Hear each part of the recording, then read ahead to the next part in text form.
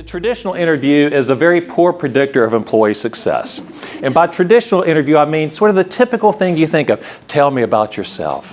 Why did you leave your last job? I mean, these are real questions people actually ask. This is supposed to divine whether somebody's going to be a good candidate or not. Now let's try a little math. Just a real quick, simple little test. Sorry about that. So in your head, without doing a calculator, just sort of estimate the value of that equation real quickly and kind of keep that to yourself. And then now estimate the value of this equation. Kind of keep that to yourself. Think about it for a second. All of you are very bright. I'm sure you came up with the exact correct answer without using a calculator. So here's what happens. Most people estimate the value of the first equation at about 500 and the second equation at about 2,000. So besides it being mental abuse to humans, none of you did that. You all got the exact answers, 40,320. Okay. So why is it that this happens? Well, the primary reason is because we have all these biases that we bring to the equation. So this is called anchoring. We pay more attention to the first number in the equation, and that misdirects our calculation along the way. All right. So what does this mean when it comes to interviewing? The 10-second impression. If you typed into Google 10-second impression, you get 34,100,000 hits in 0.51 seconds. It's because that's important. We all rely on first impressions, right? First impressions. You either like me or you don't like me. And you came up with that impression in about the first 10 seconds, which has to do with confirmation bias. So I'm not going to read all this to you, but I'm going to be documenting your bullying behavior. So I'm not a bully, but now your confirmation bias will make everything that I say seem like bullying. That's what we're talking about. Okay. So some contributors to confirmation bias are the height. People who are tall make more money. That's a fact.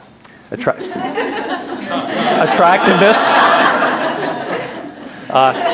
Sound of someone's voice. Their placement in the interview process, whether they come first, second, third, last, what the experience has been prior to that, the timing of the interview, the appearance that someone's warm, the similarity of the interviewer and the interviewee, all of these things contribute to confirmation bias. Now I'm ready. So the Boston Symphony Orchestra figured this out in the 50s. They tried to control for gender bias by doing what The Voice does today, which is basically a blind audition. That's the primary methodology for selecting orchestra members today, a blind audition, because they didn't have enough female orchestra members. So almost a century of research will tell you this. Work experience, reference checks, and unstructured interviews, tell me about yourself, where do you want to be in 5 years, that can predict about 24% of someone's success in their job. You can double your chances of success with an employee by conducting work sample tests, just as an example, and structured interviews. That's about 55% predictability factor. So despite all this evidence, despite all the data associated with it, we still use the primary method for selecting a candidate for your organizations and for my organizations for that matter is the job interview. That's something our grandparents used. So the cartoon hits it. So where were you? Anyway. Okay, so where were you 1966 through 1995? I was on tour with the Grateful Dead. I can't get by without a New Yorker cartoon. So we're not going to go through all this. This is a little dense. I'm happy to send it to you if you like it. On the left-hand side is sort of the traditional post and pray methodology. Post the job, hope you get sent some good resumes, let's have a few interviews, let's bring in the hiring manager and be done with it. On this side, if you want to get to the 95th percentile, okay, structured interviews, crowdsourcing the interview, having a cross-functional interview team, and structured interview questions around competencies. That really is the methodology to use.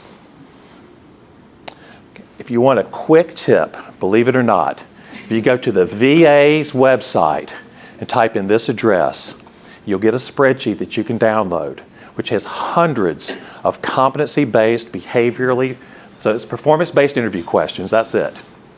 Right? They're all arranged by competency, they're all arranged by job level, and if you don't do anything else but just select a few of those questions, you'll be a lot better off than just tell me about yourself. Okay?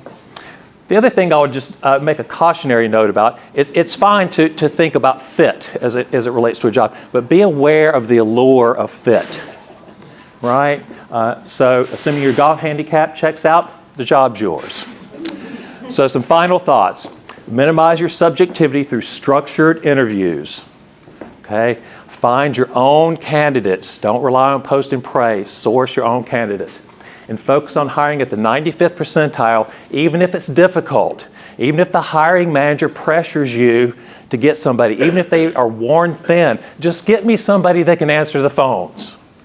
Don't let them do that to you. Thank you.